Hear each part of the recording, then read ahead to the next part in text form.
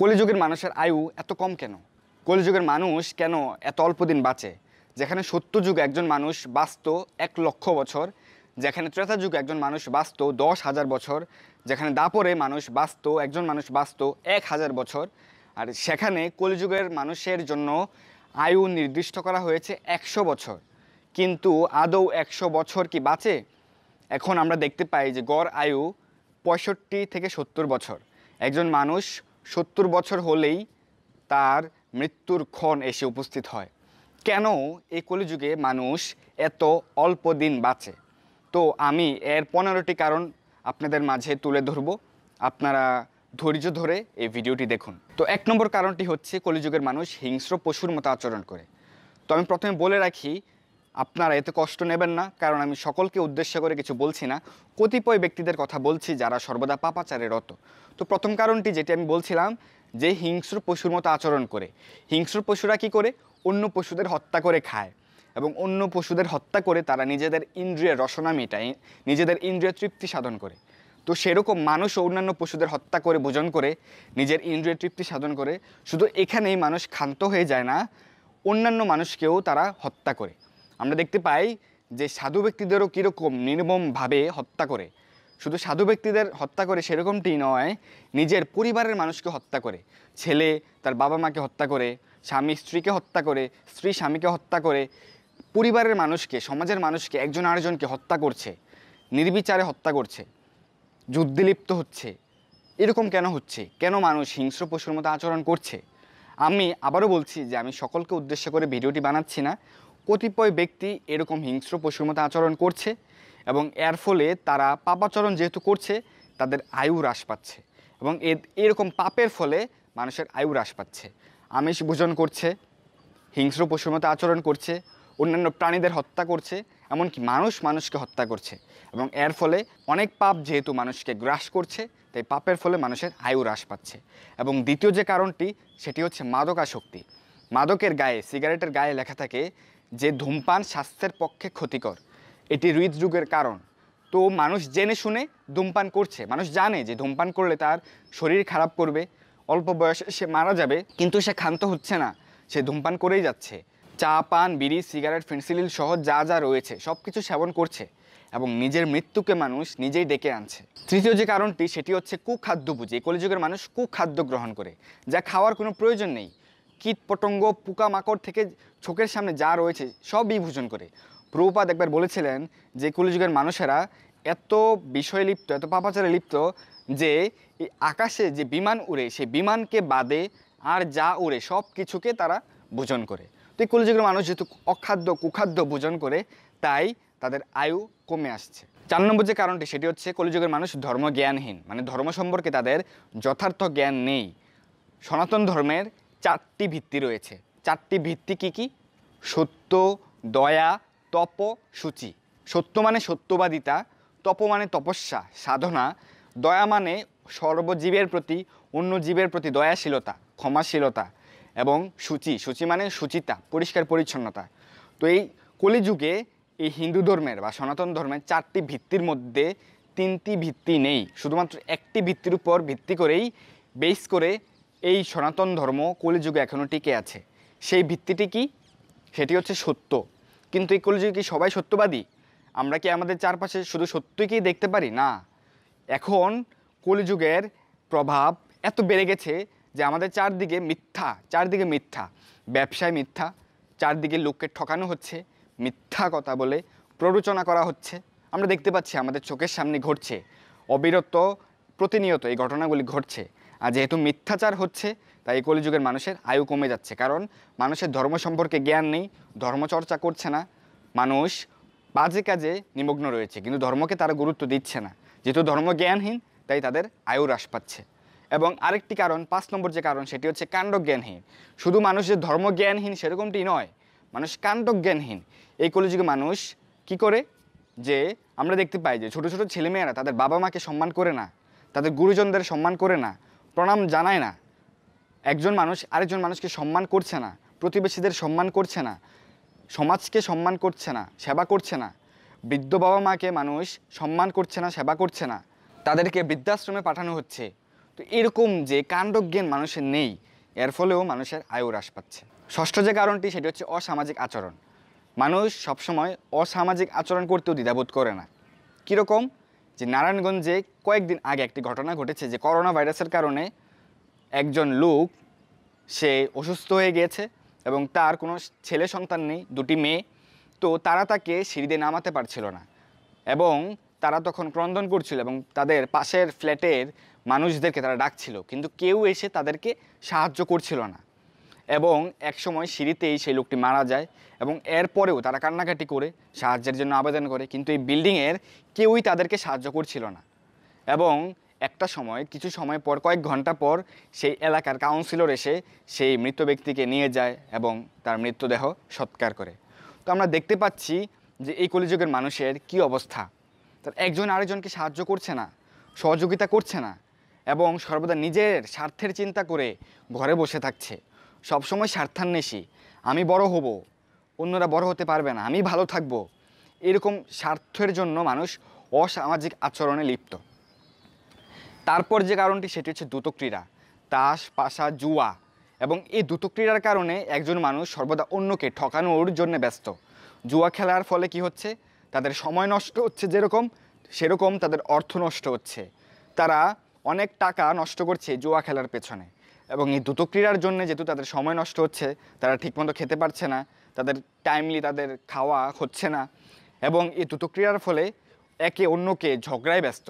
আমরা দেখতে পাই মাঝে মাঝে এমন হয় যে ক্রিকেট খেলা নিয়ে বা তাস খেলা নিয়ে, জুয়া খেলা নিয়ে মারামারি হচ্ছে এবং মারামারির ফলে কলহ হচ্ছে এবং দুই গ্রামবাসীর মধ্যে সংঘর্ষ হচ্ছে এবং মারা যাচ্ছে কেউ কেউ। তো এরকম আমরা দেখতে পাই যে দ্রুত ক্রীড়ার ফলে কি হচ্ছে? মানুষের আয়ু হ্রাস পাচ্ছে। তারপর আমরা দেখতে পাই যে ছোটো ছোটো বাচ্চারাও গেমস খেলার প্রতি আসক্ত হয়ে যাচ্ছে। পাবজি, লুডো, কার রেস এরকম করে করে গেমস খেলে খেলে তাদের মস্তিষ্ককে বিকৃত করে ফেলছে এবং এর ফলে তাদের আয়ুও হ্রাস পাচ্ছে। 8 নম্বর যে কারণটি সেটি হচ্ছে স্ত্রী পুরুষে অবৈধ মেলামেশা। এই কলিযুগে গার্লফ্রেন্ড বয়ফ্রেন্ডের নাম দিয়ে, দোহাই দিয়ে স্ত্রী পুরুষে অবৈধ মেলামেশা হচ্ছে এবং মানুষ সুযোগ পেলেই নাইট ক্লাব সহ বিভিন্ন জায়গায় ঘোরাঘুরি করছে, পার্কে ছেলে মেয়ে বসে অসামাজিক কাজে লিপ্ত হচ্ছে এবং এর ফলে কলিযুগের মানুষের আয়ু হ্রাস পাচ্ছে। এবং 9ম যে কারণটি সেটি হচ্ছে তুচ্ছ বিষয় নিয়ে মারামারি।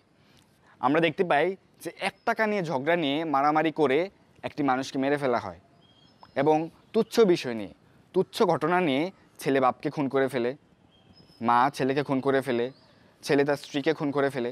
বিভিন্ন রকমের অসামাজিক কাজে লিপ্ত হচ্ছে তুচ্ছ বিষয় নিয়ে, মারামারি করছে, ঝগড়া করছে এবং এই কারণেও মানুষের আয়ু হ্রাস পাচ্ছে। আরেকটি কারণ রয়েছে সেটি হচ্ছে দেরিতে শয্যাত্যাগ। শাস্ত্রে বলা হয়েছে সূর্যোদয়ের পূর্বে শয্যাত্যাগ করা উচিত, মানে ঘুম থেকে জাগা উচিত, কিন্তু মানুষ 8টা, 10টা, 12টায় ঘুম থেকে ওঠে এই কলিযুগে। তো সূর্যোদয়ের পরে যদি ঘুম থেকে ওঠা হয় তাহলে সূর্যদেব তার আয়ু হরণ করে নেন এবং যেহেতু মানুষ এখন দেরিতে শয্যাত্যাগ করে, তাই সূর্যদেব তাদের আয়ু হরণ করে নিচ্ছে এবং তাদের আয়ু ধীরে ধীরে কমে আসছে। তারপর আরেকটি কারণ রয়েছে সেটি হচ্ছে অতিরিক্ত ঘুমানো। আমাদের পরিমিত ঘুমানো উচিত, 6 থেকে 8 ঘন্টা ঘুমানো উচিত, এর বেশি ঘুমানো উচিত নয়। কিন্তু কেউ কেউ 12 ঘন্টা 14 ঘন্টা ঘুমিয়ে থাকেন। অনর্থকভাবে তারা ঘুমিয়ে তাদের সময়কে নষ্ট করছে। আমরা দেখতে পাই যদি 24 ঘন্টার মধ্যে আমি 8 ঘন্টা ঘুমাই, এই 8 ঘন্টা ঘুমানো মানে 24 ঘন্টার মধ্যে 1/3। তাহলে যদি আমি 60 বছর বেঁচে থাকি তাহলে 1/3 মানে 20 বছর আমি ঘুমিয়ে কাটিয়ে দিয়েছি। তাহলে অন্যান্য যে কাজগুলি, স্নান দান, খাওয়া দাওয়া, অন্যান্য কাজ, চাকরি, শিক্ষা, এরকমভাবে আমাদের জীবনের কত সময় নষ্ট হয়ে যাচ্ছে। দেখা যাচ্ছে 60 বছরের মধ্যে 50টি বছর আমরা এইভাবেই নষ্ট করে দিচ্ছি। আমরা আমাদের পরমার্থ সাধনের ব্রতী হচ্ছি না, যেহেতু আমরা আমাদের সময়কে কাজে লাগাচ্ছি না, আমাদের সময় কমে আসছে। অতিরিক্ত ঘুমানোর কারণে আমাদের আয়ু হ্রাস পাচ্ছে। আরও একটি কারণ সেটি হচ্ছে লোভ বা ইন্দ্রিয় তৃপ্তি। এই কলিযুগের মানুষ অনেক লোভী এবং ইন্দ্রিয় তৃপ্তি পরায়ণ। শুধু নিজের ইন্দ্রিয়ের চিন্তা করে তারা লোভের বশে অন্য একটি মানুষকে ঠকিয়ে থাকে এবং নিজের ইন্দ্রিয়ের চরিতার্থ করার জন্যে তারা কোনো বাজে কাজ করতেও পিছু পা হয় না। এত লোভ, যার বেশি টাকা আছে তার আরও বেশি টাকা প্রয়োজন, যার বেশি সম্পদ রয়েছে, অনেক ভালো স্ট্যাটাস রয়েছে, তার আরও বেশি প্রয়োজন। অনেক লোভ মানুষের, লোভ কখনোই শেষ হয় না, চাই চাই আরও চাই। এবং নিজের ইন্দ্রিয়ের রসনা মেটানোর জন্য, নিজের ইন্দ্রিয় তৃপ্তির জন্য মানুষ সর্বদা বাজে কাজে লিপ্ত হয় এবং এর ফলে মানুষের আয়ু হ্রাস পাচ্ছে। 13 নম্বর যে কারণটি সেটি হচ্ছে প্রজল্প এবং শয়তানি চিন্তা। এই কলিযুগের মানুষ যেহেতু অনেক সময় অবসরভাবে কাটায়, তখন তারা প্রজল্প করে। আগেকার মানুষ কী করতো? আড্ডা দিত, চায়ের দোকানে বসে আড্ডা দিত, রাজনীতি নিয়ে, বিভিন্ন নীতি নিয়ে, কূটনীতি নিয়ে আড্ডা দিত এবং নিজেকেই সর্বেসর্বা অনেক জ্ঞানী বলে ভাবতো এবং আড্ডা দিয়ে তারা সময় নষ্ট করতো চায়ের দোকানে, পাড়ায় পাড়ায়, গলিতে গলিতে, মাঠে ঘাটে। কিন্তু এখন এই স্মার্ট যুগে মিডিয়াতে, ফেসবুক, টুইটারে, ইনস্টাগ্রামে মানুষ সময়ের অপচয় করছে, অযথা আড্ডা দিচ্ছে, অযথা কুমন্তব্য করছে, অন্যকে নিয়ে সমালোচনা করছে এবং এই সমালোচনা করে, প্রজল্প করে মানুষ সময় নষ্ট করছে এবং নিজের মৃত্যুকে তারা ডেকে আনছে। 14 নম্বর যে কারণটি, সেটি হচ্ছে দুষ্কৃতকারী। এই কলিযুগের মানুষ হচ্ছে দুষ্কৃতকারী। আমি আবারও বলছি যে আমি সব মানুষকে তুলে ধরছি না, সব মানুষের কথা বলছি না। যারা কতিপয় মানুষ যারা বিভিন্ন পাপ কার্যে লিপ্ত, তাদের কথা আমি তুলে ধরছি। শাস্ত্রে বলা হয়েছে, গীতায় বলেছেন ভগবান যে 4 ধরনের দুষ্কৃতকারী আমার শরণাগত হয় না, মানে ভগবানের শরণাগত হয় না। মূর, নরাধম, মায়া অপরিত জ্ঞানা এবং আসুরম ভাবম আশ্রিতা।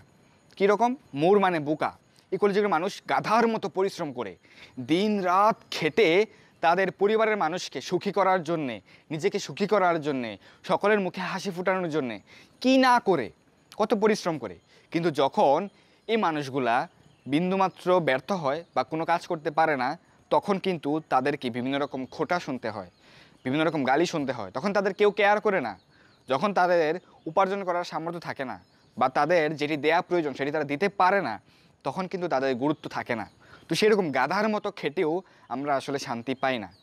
দ্বিতীয়টি হচ্ছে নরাধম, নর অধম, যে মানুষ হয়ে অধম। কীরকম? যে মানুষ, মনুষ্যজন্ম পেয়েছি আমরা, কিন্তু মনুষ্যজন্মের যে উদ্দেশ্য রয়েছে সেটি আমরা ভুলে গিয়েছি।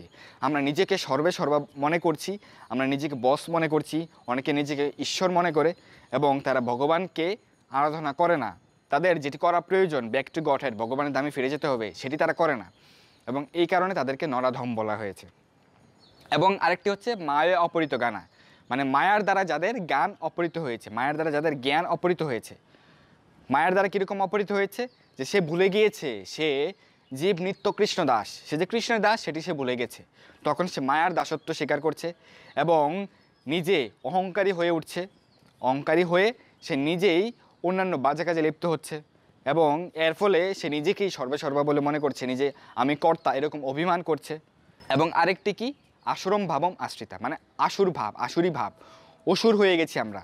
এই কলিযুগের মানুষ আসরিক ভাবাপন্ন এবং অতিরিক্ত অতিমাত্রায় অহংকারী এবং আসরিক ভাবের ফলে তারা অসুরদের মতো এই পাপ কাজে লিপ্ত হচ্ছে। তারা কোনো পাপ করতে দ্বিধা করছে না এবং আসরিক ভাবের জন্য এই 4টি দুষ্কৃতকর্মের জন্য মানুষের আয়ু হ্রাস পাচ্ছে। এবং পঞ্চদশ যে কারণটি, 15 নম্বর কারণটি, সেটি হচ্ছে যে আমরা অনেকে বলে থাকি যে আমি তো কোনো পাপ করছি না। আমরা অনেক মানুষ রয়েছি যে কোনো পাপ করছি না এবং চারপাশে অনেককে দেখছি যারা কোনো পাপ করেনি বা অত বেশি পাপ কাজ করছে না। অনেক ভালো মানুষ, তাদের অকাল মৃত্যু হচ্ছে, তাড়াতাড়ি মারা যাচ্ছে। অনেক বাচ্চারা তো নিষ্পাপ, শিশুরা নিষ্পাপ, কেন তারা মারা যাচ্ছে? আমরা দেখতে পাই এরকম যে আমি তো খারাপ কাজ করছি না। কতিপয় লোক খারাপ কাজ করছে মানছি, কিন্তু আমরা তো খারাপ কাজ করছি না, তাহলে আমাদের আয়ু কেন এত কম? আমরা কেন এত তাড়াতাড়ি মারা যাচ্ছি, অকাল মৃত্যু হচ্ছে, রোগে ক্লিষ্ট হচ্ছি, এত কষ্ট পাচ্ছি? সেটির কারণ হচ্ছে পূর্বজন্মের কৃত কর্মফল। আমরা তো জানি না আমরা আগের জন্মে কী করেছিলাম, আগের লক্ষ লক্ষ জন্মে, কোটি কোটি জন্মে আমরা কী পাপ কাজ করেছিলাম। কারণ 84 লক্ষ জুনিতে আমরা ভ্রমণ করছি। 84 লক্ষ জুনির মধ্যে মাত্র 4 লক্ষ হচ্ছে মনুষ্য জন্ম, বিভিন্ন প্রজাতির মনুষ্য জন্ম, যে কেউ কানা, কেউ খোরা, কেউ ধনী, কেউ গরিব, কেউ সুন্দর, কেউ অসুন্দর। তো এরকম মনুষ্য জন্ম পেয়েছি, কিন্তু তার আগে অন্যান্য পশু জন্মে বা অন্যান্য মনুষ্য জন্মে হাজার হাজার মনুষ্য জন্ম পেয়েছিলাম, অনেক পাপ কাজ করেছি। আমরা হয়তো জানি না কী পাপ কাজ আমরা করেছিলাম, কিন্তু এই পাপের ফল আমাদেরকে ভোগ করতে হবে। সেই ফলগুলি আমরা এই জন্মে ভোগ করছি এবং এর ফলে আমরা কষ্ট পাচ্ছি, আমাদের তাড়াতাড়ি মরতে হচ্ছে, তাড়াতাড়ি মৃত্যুকে আমরা দেখতে হচ্ছে। যে মৃত্যু মানে পরমেশ্বর ভগবানের মৃত্যুরূপে আমাদের কাছে আসেন, কিন্তু এই মৃত্যুকে কেউ কেউ ভালোভাবে আলিঙ্গন করে, কেউ খারাপভাবে। যারা ভগবানের প্রিয়, যারা ভগবানের প্রতি শরণাগত, ভগবানের ভক্ত, তারা মৃত্যুকে ভয় পায় না, কারণ ভগবানই তাদের কাছে এসে তাদেরকে আলিঙ্গন করেন। আর যারা অসুর, আসরিক ভাবাপন্ন, যারা বিভিন্ন পাপাচারে লিপ্ত, তারা মৃত্যুকে ভয় পায়, কারণ মৃত্যু তাদের জন্যে যন্ত্রণাদায়ক। বলা হয় মৃত্যুর সময় তারা 40,000 বিছার কামড়ের মতো কষ্ট ভোগ করে। তো আমরা অবশ্যই এরকম কষ্ট চাই না। আমরা অনেক দিন বাঁচতে চাই, সুখী জীবনযাপন করতে চাই, ভালোভাবে বাঁচতে চাই এবং ভগবানের ধামে ফিরে যেতে চাই। তাই আমাদের কি করা উচিত? সর্বদা হরিনাম করা উচিত। কারণ আমরা দেখলাম যে সত্যযুগে মানুষ এত বেশি বছর বাঁচত, 1,00,000 বছর বাঁচত। তো 1,00,000 বছর বেঁচে তারা কি করত? তারা ধ্যান করত, তপস্যা করত, হাজার হাজার বছর ধরে তপস্যা করত। ত্রেতা যুগে মানুষ 10,000 বছর বাঁচত এবং 1000 বছর ধরে তারা যজ্ঞ করত, যাগযজ্ঞ করত। এবং দাপরে 1000 বছর বাঁচত মানুষ এবং তারা পূজার্চনা করত শত শত বছর ধরে। কিন্তু এত শত বছর, 1000 বছর ধরে পূজা অর্চনা, যাগযজ্ঞ, ধ্যান করেও সহজেই ভগবানকে তারা পেত না। ভগবানকে পাওয়া এত সহজ ছিল না। কিন্তু কলিযুগের জন্য সহজ পন্থা দেওয়া হয়েছে। ভগবান শ্রীচৈতন্য মহাপ্রভু রূপে এসে তিনি একটি সহজ পন্থা আমাদেরকে দেখিয়ে দিয়েছেন। সেটি কি? সর্বদা হরে কৃষ্ণ মহামন্ত্র কীর্তন করা। এই হরে কৃষ্ণ কৃষ্ণ কৃষ্ণ হরে হরে, হরে রাম রাম রাম হরে হরে, এই মহামন্ত্র কীর্তনের মাধ্যমে আমরা ভবতরণী পাড়ি দিয়ে আমরা ভগবানের ধামে ফিরে যেতে পারবো। তো আসুন আমরা সর্বদা হরিনাম করি, গীতা, ভাগবত আদি শাস্ত্রগ্রন্থ পাঠ করি এবং ভগবানের চরণে প্রবৃত্তি নিবেদন করি, মানে ভগবানের চরণে শরণাগত হই এবং আমরা পাপ থেকে বিরত হই, ভগবানের সেবা করি, বৈষ্ণবদের সেবা করি এবং ভগবানের সেবা করলে আমরা ভগবানের ধামে ফিরে যেতে পারবো এবং আমরা আলটিমেট হ্যাপিনেস, ইটার্নাল হ্যাপিনেস, চির সুখ আমরা পেতে পারবো। ভালো থাকুন, সুস্থ থাকুন, কৃষ্ণ ভাবনাময় থাকুন সর্বদা। হরে কৃষ্ণ।